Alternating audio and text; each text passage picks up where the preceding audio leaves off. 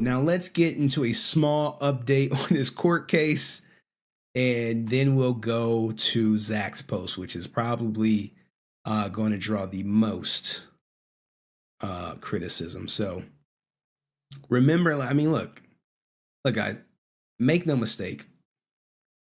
Austin St. John is not one for taking accountability. You know, he's not like, oh, I messed up. Oh, I messed up trying to unionize and missed out on being in the movie. Oh, I messed up calling Jason David Frank Jason douche or Franken douche and accused him of backstabbing because I just couldn't cope with the fact that, you know, everyone didn't want to leave with me. So after, you know, ASJ got arrested for wire fraud, here was his statement. Now, this statement was prepared. It looks like a press release by Galactic Productions just 1 month after him calling him a backstabber. Karma comes quick. And hey, what does it say? Austin St. John is a father, husband, role model, and friend to many. The indictment detailed today populated by a multitude of individuals, the majority of which Austin had no knowledge of. And that's true, because it was like 19 people. He only had to know 2 people. The person who was setting up the applications and the person who to invest the money with after you get the money from the PPP. Hey, everyone's investing their money with this guy. Everyone's kicking back this guy. He's going to fill out the application. We just need a couple signatures. ASJ was like, where do I sign? He signed that shit. It is our understanding that Austin put his faith, reputation, and finances in the hand of third parties. This screams... It is all Jermaine's fault. It's always Jermaine's fault. Yeah, Wesley Snipes said the same thing, and we saw how that worked out. He was in jail too. Go ahead, do me a favor, subscribe to the channel, turn on notifications, and never miss a video. We expect Austin's legal team to successfully defend against these charges and lead to his ultimate exoneration. We ask your respect and privacy on Austin's family in light of his serious situation, and thank you for your support. All right, cool. Well, we got a little update.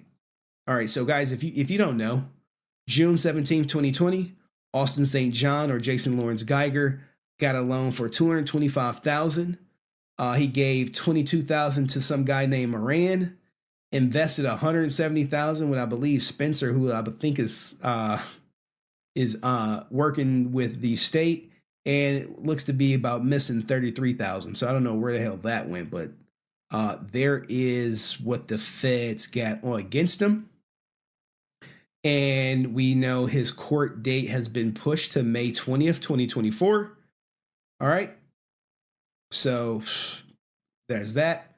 But the new news, this new court filing that I found today, I'm just checking up because someone said he was taking a plea deal. There's rumors that he's taking a plea deal, and I'll explain it to you at the end. So November 6, 2023, this is his federal court case. Okay. As of right now, he has not taken a plea deal. Waiver of personal appearance at arraignment and entry of plea of not guilty. So he's saying I'm innocent. He's saying I'm innocent. Bad boys. But here we go. Jason Lawrence Geiger, aka the Red Ranger, received a copy of the indictment. You know, he understands that he's facing 20 goddamn years if found guilty, and a fine. All right. He has the right to appear personally with his attorney before a judge for arraignment in an open court on this accusation. So he can show up with his attorney. But I'm telling you, I think them feeds is getting to him. They're getting to him because I see his post. Anytime he wants to leave the country or leave the state of Texas, he has to get written permission from the state to leave the state. And you have to pay a lawyer to draft up a travel document saying, hey, ASJ wants to go to Florida for Ranger stop for these 3 days. Can he go? The judge looks at it and says yes. And people are like, well, why wasn't he in Forever Red or, Once and Always? Because that shit was in Thailand and he had to submit his passport. If he says it was schedule complications, I'm like, bro, like, Stop the cap. There was no schedule complications. You couldn't leave the goddamn country. So you couldn't go if you wanted to. But anyway, let's get back to it. He's conferred with his attorney in this regard and hereby waives personal appearance with his attorney Told you, hey, I don't need to appear with my attorney at the arraignment of this case and of the reading of the indictment, and by this instrument tenders his plea of not guilty, Your Honor. The defendant understands that this entry by the court said plea for defendant will conclude the arraignment in this case for all purposes. Now, here is the thing, right? People are like, hey, you're going to take a plea deal. They're like, oh, I heard out of con, you're going to take a plea deal. Shit, he better. He better. Because, everyone knows if you take it to trial, you're going to get more time.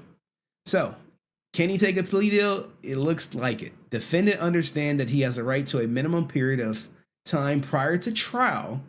So trial shall not commence less than 30 days from the date in which, the defendant first appears through counsel or expressly waives counsel and elects to proceed pro se. I don't think he's going to go pro se, but in May, we'll see if this goes to trial. We'll see if he takes a plea deal, because guess what? Everything is all public record, right?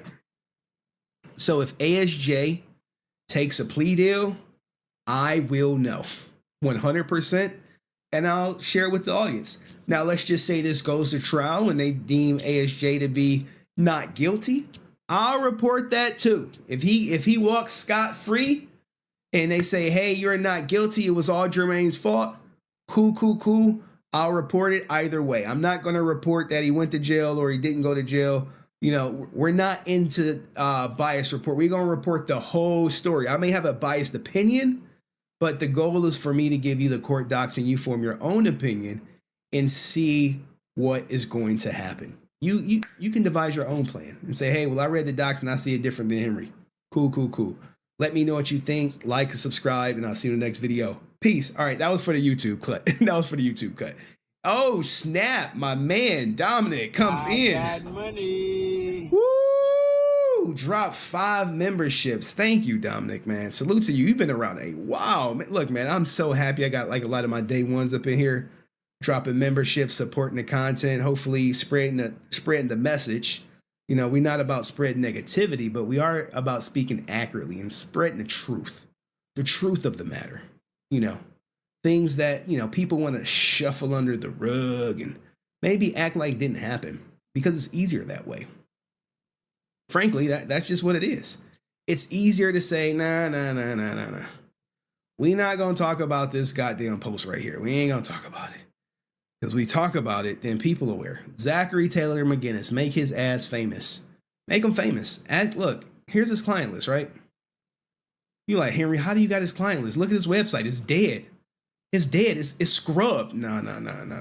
Dig, bro. You like to dig. It's still up there, guys. It's still up there. You just got to type it for what it is, right? Type it for what it is. You type his client list for the website, what it is, it comes right up. Because, he ain't about to just erase the website. But you really want to stick it to Zach. Start reaching out to these people. Say, hey, your repping agent says some disparaging things. Are you still with them? Because maybe you want to know if by you supporting some of these people in Star Wars, the fact that he probably only got these people because he rep Peter Mayhew.